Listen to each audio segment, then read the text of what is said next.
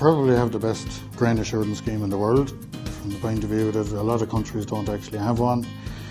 We have an SAI Gold, as we call it. It's a sustainability, an international sustainability award. We're the only grain scheme in the world to have the Gold Award, so you could argue that Ireland has the most sustainable grain in the world. Every product we consume today is subject to quality standards, from the tightly regulated medicines we use to the plant protection products and the food on our tables. Tillage farmers are an essential part of the supply chain, and the grain we produce must also meet high quality standards. These standards help to ensure that the industry can take pride in its output and that customers can have confidence in the products they rely on. You're listening to the latest episode of the Tillage Edge with me, Michael Hennessy. We'd really appreciate it if you could listen, follow and give us a review on Apple or Spotify or wherever you get your podcasts from. The Irish Grain Assurance Scheme is responsible for overseeing the Quality Assurance Scheme for grain in Ireland. I'm delighted today to be joined by Tom Kelly, the Scheme Manager of the Irish Grain Assurance Scheme, to talk us through the core elements of the scheme, as well as some new requirements being introduced for farmers this year.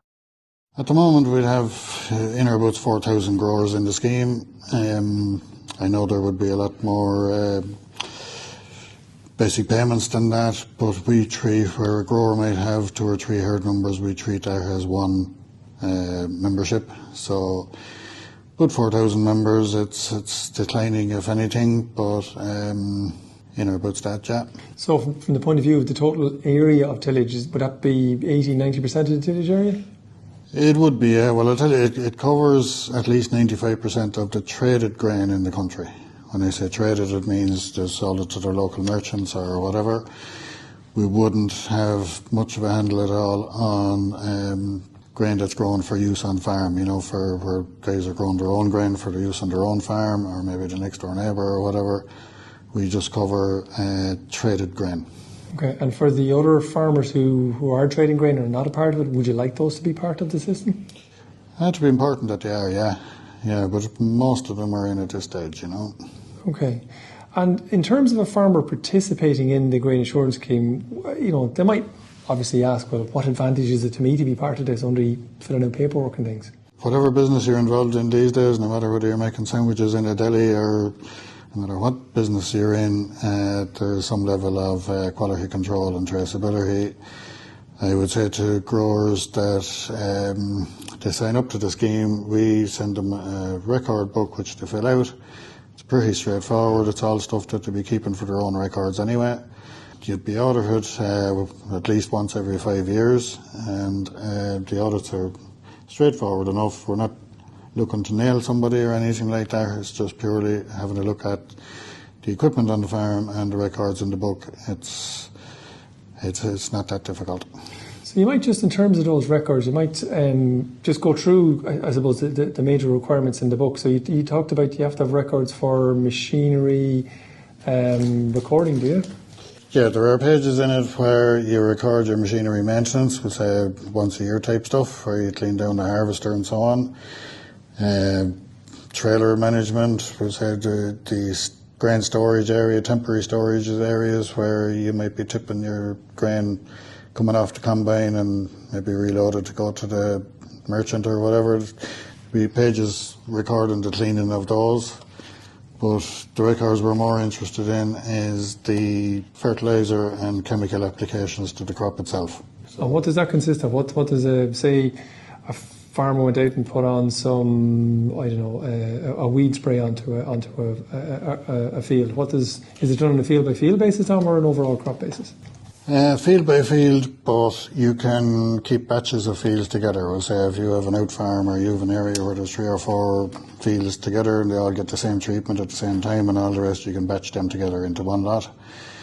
You'll record, we'll say, everything that goes into the tank in terms of the weed spray, the fungicides, you're going to be putting 2 or 3 fungicides on it. Every spray that goes in, we ask you to keep the name of the spray, the PCS number, the amount used obviously, and reasons for use, which you'll know, and any comments that you want to keep then is maybe it rained an hour afterwards or be windy or whatever, comments for your own use as well. Okay. And in terms of where that should be kept, do you have a specific book do you keep it in, or can it be kept elsewhere? We have a record book, which is the preferred option, but we're finding increasingly that growers have their own spreadsheets maybe on the computer, or they might be with one of the apps that you can get nowadays, the gatekeepers and herdwatch and so on. And they can print off individual records of individual fields and so on, so that's perfectly acceptable. Some guys would have their own spreadsheets, which is fine as well, just so long as all the records in the book are kept in their own format as well. So it'd probably be a good idea for anyone making up their own bits and pieces, or even recording in their own kind of bookwork kind of scenario, that would have a look at the iGas book to make sure that all the elements that you require are being recorded. Yeah. The book is free to all members, so if they want to get the book and use it as a template, or we can even email them a template. But look, we're looking for everything that's done with the crop to be recorded in some shape or form, so that we can verify to end users that there's nothing untoward's been done with any of the crops yet. Okay, which we all know is the case.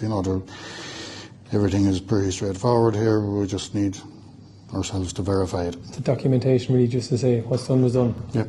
Okay, fair enough. In terms of is there a potential that a lot of these records, and you talk about the book there a second ago, that these records are going to be looked for on an electronic basis in time? Yeah, there's proposed legislation coming down the road for 26 that still has to be finalised. I mean, at one stage they were looking for literally live recording electronically of any spraying done. I think they've relaxed a little bit on that now, but yeah, you will have to electronically record and submit any spraying or any fertiliser you do with the crops. So that is coming down the road. Coming down the line anyway, right, okay. Just in terms, and go back a little bit, and you talked a bit about inspection. When you have a number of inspectors that come around, people are inspected once every 5 years, I think you said a second ago. So just in terms of that, for a farmer preparing for an inspection, they get a ring, I presume, to say that somebody's coming. What do you recommend they do to prepare for that? All our audits are pre-notified. In other words, you won't get on the spot inspections. You will get notice. You will have time to get your individual records up to date and tidied up and so on. If you don't have them yourself, your merchant will have them, or your advisor.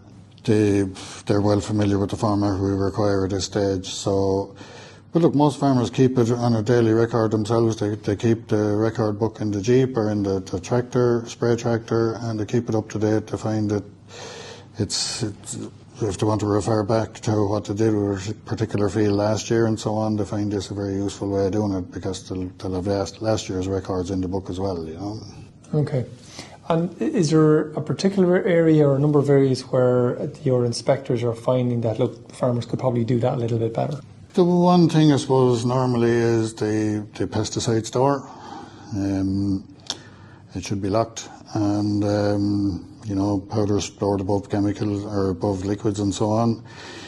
That's the one area where a lot fall down, but by and large, farmers, we all know, they're very efficiently run nowadays, and we don't have many problems with them.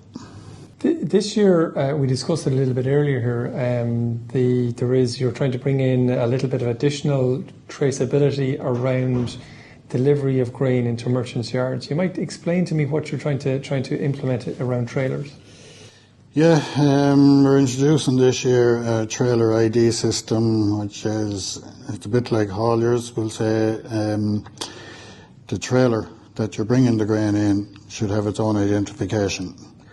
Now, what we're suggesting is either in a number plate or a spray-on stencil or whatever, your iGas number stroke trailer number 1, trailer number 2 or whatever. Because the end users we're finding now are increasing the pressure, looking for absolute traceability from field to store, and that's the only way we can do that. Now, we've done a bit of work on it, and your number plate type system You get a number plate for about a tenner each and put them on the top front corner of the trailer that can be readable from the weighbridge. Suffices in most cases, and if you do end up selling the trailer or changing the trailer or whatever, you can just take it off and put it on the new one. So if I understand you right then, if a farmer has, say, 2 trailers or 3 trailers, each of the notes on the trailer, or what is the number, the likes of a number plate type scenario or a sticker on the trailer will say the IGAS number of that particular grower and -1 for trailer number 1, IGAS number -2 for trailer number 2, yep. and so on and so forth. Okay. What happens in a scenario where the grower gets a contractor and the contractor is using their trailers? What happens there?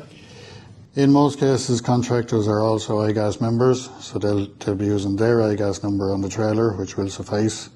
All we're looking for is that the trailer has to be uniquely identifiable.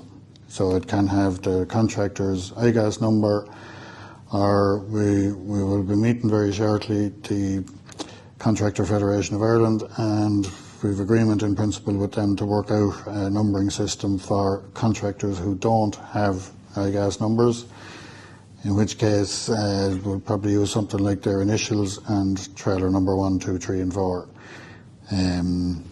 So if you're getting a contractor to do the work for you, you don't need to worry about this. So where a contractor is a farmer in their own right, the chances are they will have an IGAS number. Yeah. And the IGAS number is really just a convenient sequence of numbers that can be identified and put onto that trailer. So it's your IGAS number -1, -2, whatever it happens to be. But there's no connection of the contractor's IGAS number to the farmer's IGAS number in the background. It's just a convenience of a trailer identifier. That's pretty much it, if I'm right. It's just like the haulage industry at the moment. Every Arctic you see on the road has a unique identifier number on the chassis. This is a similar attempt to put the same thing on the actual trailer, so that when he or she arrives into the weighbridge, that it's legible from the weighbridge. Okay, so this is a new requirement for IGAS members coming in for this year in total, or is it phased in, or what's your thinking? It's been phased in this year. It's the first year to introduce it as such, but it will be a requirement in 26 or 27. Okay, fair enough. So if people can do it, they should try and do it and stick it onto the trailers if they can at all. Yeah, it's very useful and it's pretty simple. Okay, brilliant. And obviously, look, Tom, that's all stacking up onto the existing rules and regulations. Where does the IGAS traceable system stack up against, say, our counterparts across the world, whether it's Australia or America or Europe? Is it as good as everybody else's, or do we still have a ways to go? We probably have the best grain assurance scheme in the world, from the point of view that a lot of countries don't actually have one. We have an SAI Gold, as we call it. It's an international sustainability award. We're the only grain scheme in the world to have the Gold Award. So you could argue that Ireland has the most sustainable grain in the world. We also, as I say, we have a huge membership. A huge proportion of the grain is in the scheme, and we will shortly be involved in verifying the AgNav figures as well, which is going to be launched shortly in Oak Park. And you're going to be hooked up with that AgNav system in the background, are you? Yeah, we'll be verifying the figures that farmers are keying into the AgNav system. Okay. One final question for you, Tom. We talked about the electronic recording systems there a second ago. Is there any recording system that you've come across in your inspections that you thought, geez, that one would work really well? Yeah, I mean, there's still a relatively small number of growers use specific apps in that, but we actually recommend your own app, Michael, the eCrops. We find it very useful, and farmers have found it very useful from the point of view that not alone does it keep the records that need to be kept, but you can also, if you fill it out fully, you can do a financial analysis of your field-by-field basis and so on. So we've been recommending to people to use that, and there's a link to it on our website as well. Perfect. And I suppose as a nice one from that for people who want to use the eCrops, people can if they have a Gmail account, they can upload it to that Gmail account, and they can actually use it as a mobile app as well. So there's a small little bit of uploading in that, but it's a very simple thing to use on your mobile phone as you go along. Oh yeah, it's very user friendly. It is everything we need, and hopefully down the road it'll have most of what legislation will need. So it's good to get started on it now and have it as a starting point at least. But as I said, from our point of view, it has everything we need. Fair enough. Great, Tom. Thanks very much for your time, and we'll be chatting to you shortly. Thanks very much, Michael.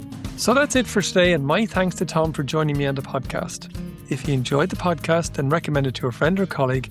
And as always, rate, review and follow on Apple or Spotify so you never miss an episode. And for more information, go to teagasc.ie. I'm Michael Hennessy. Thanks for listening, and I'll be back next week with more tillage news and advice.